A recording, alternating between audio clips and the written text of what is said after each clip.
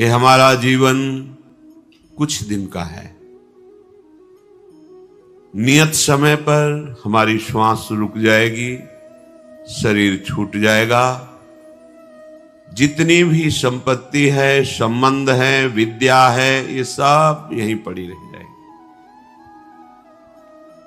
सब क्षय है, नाशकारी है। अक्षय है तो प्रभु का नाम, प्रभु की लीला, प्रभु का सुमिरन। जैसे अपने लोग अक्षय तृतीया है, कुछ दान पुण्य करें, बहुत लाभ होता है। शास्त्रों में भी ऐसा वर्णन आता है। लेकिन अक्षय दान क्या है? जो अविनाशी रहे। हमने कुछ नाशवान वस्तुएं दान की, वो अधिक मात्रा में और हमें मिलेंगी, पक्का ऐसा सिद्धांत है। तो जब इतनी भोग सामग्री में हमारे हृदय में शांति नहीं है, तो और अधिक हो जाने पर तो और अशांत हो जाएंगे, और सत्यत्व भाव बन जाएगा भोगों में। अक्षय दान किसे कहते हैं? सेवक जी महाराज ने कहा है, सब जीवन सो प्रीति रीति निवाहत आपनी श्रवण कथन प्रतीति, यह जो कृपा हरिवंश की। अगर हमारे हृदय में संपूर्ण प्राणियों को निर्भय कर देने वाला भाव हो, वचन से, शरीर से, मन से, हम किसी को कभी कष्ट देने की भावना ना सोचे, ये सबसे बड़ा दान है। और ये भाव उसी के हृदय में आ सकता है जो विश्वास पूर्वक प्रभु का नाम जप करता है। प्रभु की लीला कथा इतनी महिमामयी है कि दुरंत मोह का नाश करके ज्ञान प्रकाशित कर ही देती है। यदि हम एकाग्रता पूर्वक महत्व बुद्धि रख करके श्रवण करें, तो निश्चित भगवान के चरित्र और भक्तों के चरित्र हमारे हृदय की मलिनता का नाश करके हमें भगवान के चरणों में प्रीति अवश्य प्रदान करते हैं। बिना प्रभु से अपना संबंध स्वीकार किए कोई मन वचन कर्म से किसी को कष्ट ना दे, ऐसा नहीं हो सकता। क्योंकि स्वसुख वांछा, मैं इससे सुख भोग लूं, चाहे वस्तु हो या व्यक्ति हो या स्थान हो, यदि ऐसी भावना है तो पापाचरण बनेंगे ही बनेंगे, पक्का। और यही आकांक्षा समस्त हृदयों में रहती है, मैं सुख भोग लूं। कोई बिरला ही हरि गुरु चरण आश्रित जो प्रभु की चर्चा सुनता है, प्रभु का नाम जप करता है, प्रभु की लीलाओं का गायन करता है, उसमें ऐसी सामर्थ्य आ जाती है कि वो स्वसुख वांछा का नाश करके दूसरों को सुख पहुंचाने की भावना से युक्त हो जाए। ये बात आ गई, बस आप अक्षय स्वरूप हैं और आपकी हर चेष्टा अक्षय हो जाएगी। श्रवण कथन सुमिरन, ये तीन बहुत बड़ी बात है। प्रभु की चर्चा करना, प्रभु की चर्चा सुनना और प्रभु का नाम जप करना, ये बहुत बड़ी बात है। आप बड़े भाग्यशाली हैं, धाम पधारे हैं प्रियाजू की कृपा से। आप लोगों का ये विशेष भाग्य है कि आप न रात देखते हैं न दिन देखते हैं। कैसे संत दर्शन हो, कैसे हमें संत वचन सुनने को मिले, ये प्रणाम योग्य श्रद्धा है आपकी। ये प्रियाजू की कृपा से आपके हृदय में आई है, पर इसका आदर करें आप। यदि आप प्रभु का नाम जप नहीं करते, मनमानी आचरण करते हैं, गंदा आहार करते हैं जो नहीं पाना चाहिए, गंदी क्रियाएं करते हैं जो नहीं करना चाहिए, तो आपका आने का लाभ क्या हुआ? आप यहां आए, भाग कर आए, रातों में आ रहे हैं, जग रहे हैं, खड़े हैं, घंटों खड़े हैं। आपका ये पावन तप बन रहा है, इससे आपके अशुभ नष्ट होंगे, आपकी कामनाओं की शांति होगी। पूर्णता से या निवृत्ति से हो, प्रियालाल जैसा जाने। पर यदि आप नाम जप में प्रीति नहीं करते, धर्माचरण में प्रीति नहीं करते, तो इसका लाभ क्या मिला? संतों के पास जाने का, शास्त्रों के श्रवण का एक ही फल है, सब साधन कर यह फल सुंदर, प्रभु पद पंकज प्रीति निरंतर। अपने प्रभु करुणा समुद्र दयालु प्रभु श्री कृष्णचंद्र जी, श्री प्यारी जी, इनके नाम में हमारी प्रीति हो जाए। कहीं भी दूर रहो, यदि नाम जप कर रहे हो तो प्रियालाल आपके बिल्कुल समीप है।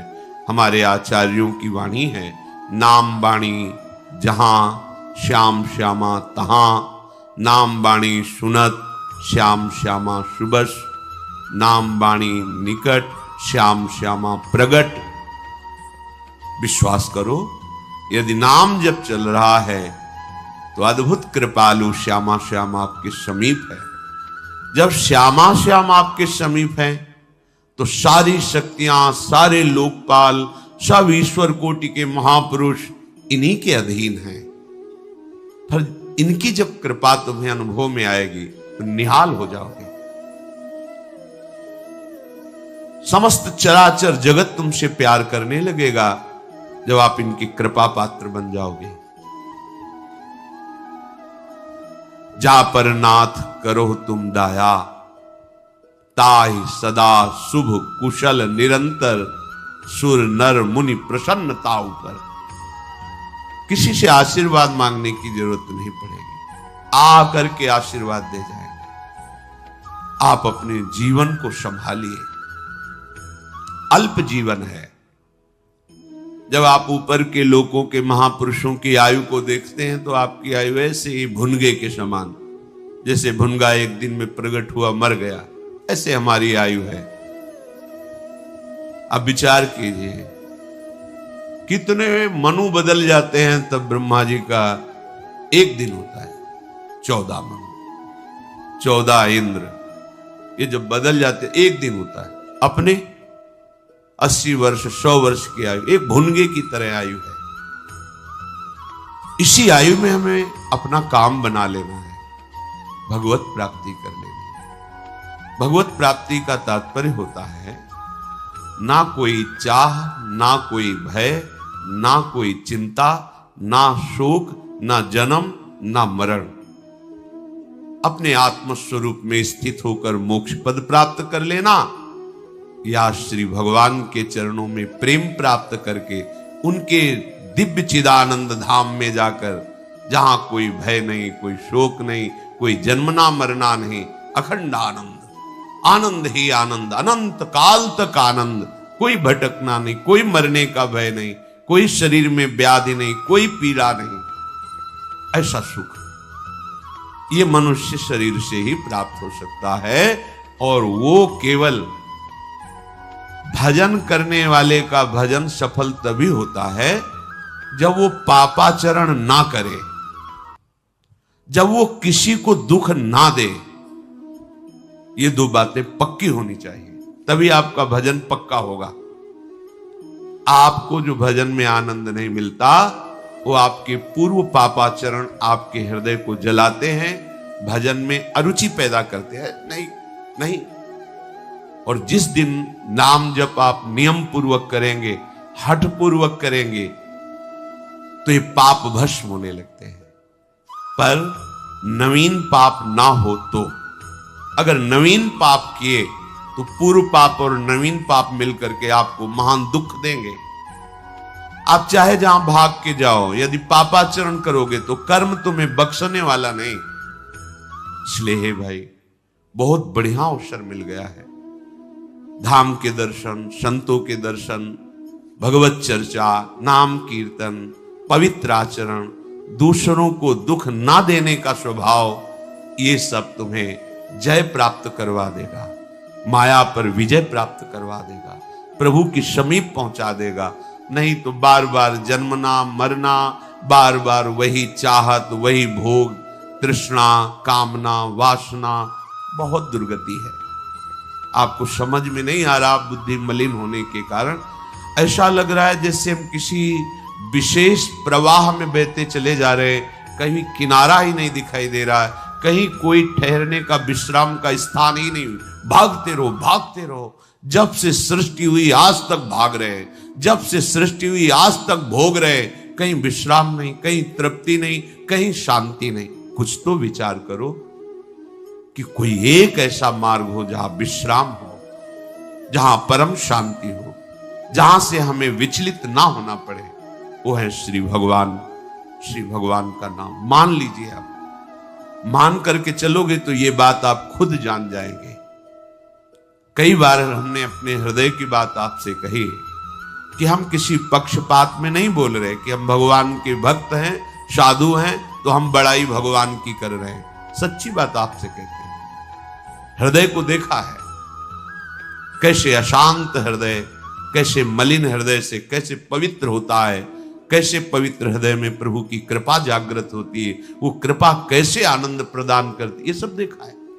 इसीलिए आपसे बार बार प्रार्थना कर रहे हैं कि अक्षय प्रभु का नाम है। एक बार आपने राधा बोला, ये जमा हो गया।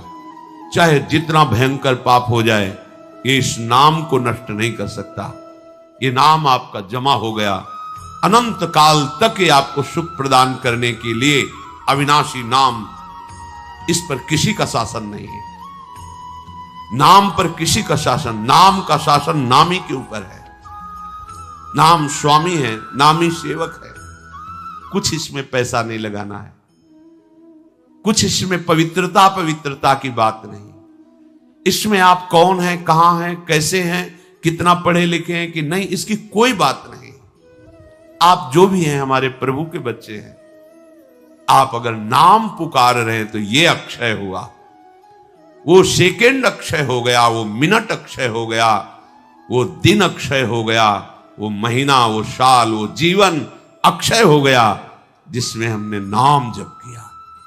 ये अविनाशी सुख, ये अविनाशी आनंद प्राप्त होगा। अभी आप तो विनाशी सुख, विनाशी आनंद जो है नहीं, केवल भास रहा है, उसके लिए पीछे मारे घूम रहे। कैसे रुपया मिले, कैसे भोग भोगूं, कैसे आनंदित हो जाऊं, और दिशा गलत है।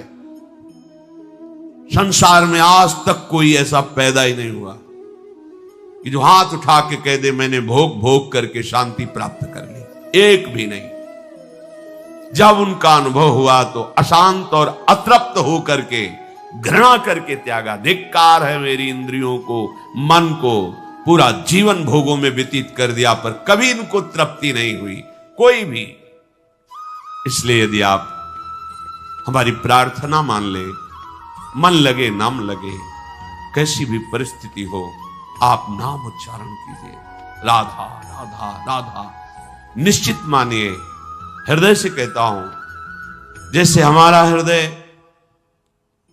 अनुभव किया उस सुख का पूर्ण, ये हम नहीं कह सकते, क्योंकि वह असीम और अनंत अगाध महिमा में है। समुद्र कहीं सीपी में नहीं समा सकता। हमारी अनुभव वाली वृत्ति सीपी है, प्रभु के नाम रूप की महिमा अगाध समुद्र है। पर जितना अनुभव हुआ, उससे लगता है कि दुखों से छूटने का एकमात्र उपाय केवल नाम है, केवल नाम। अन्य कोई बात तुम्हें दुखों से नहीं छुड़ा सकती। अन्य कोई चाहे जितना बड़ा आशीर्वाद दे दे, आपको दुखों से नहीं छुड़ा सकता। बात हमारी समझ लीजिए।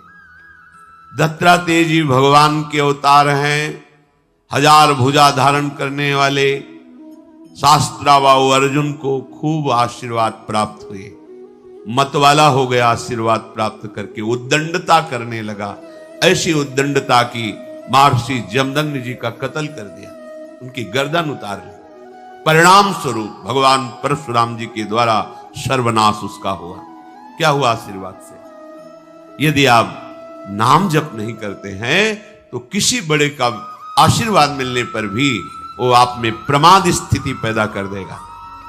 अगर नाम जप करते हैं फिर आप देख लेना, सारी शक्तियां, सारी सिद्धियां, सारा ज्ञान नाम में छुपा हुआ है, प्रभु का नाम।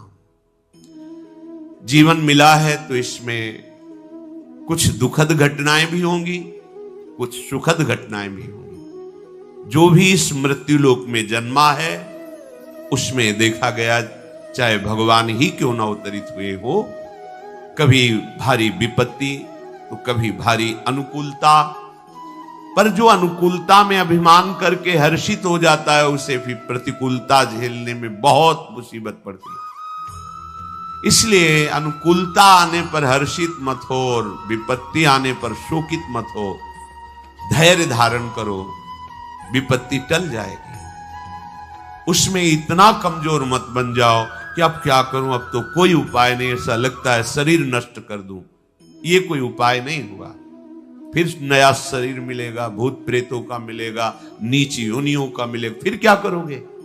अभी तो मनुष्य शरीर है, अभी तो आप साधना के द्वारा, भजन के द्वारा हर विधान को काट सकते हो, नया भाग्य रच सकते हो, हर विपत्ति को नष्ट कर सकते हो। भजन में बड़ी सामर्थ्य।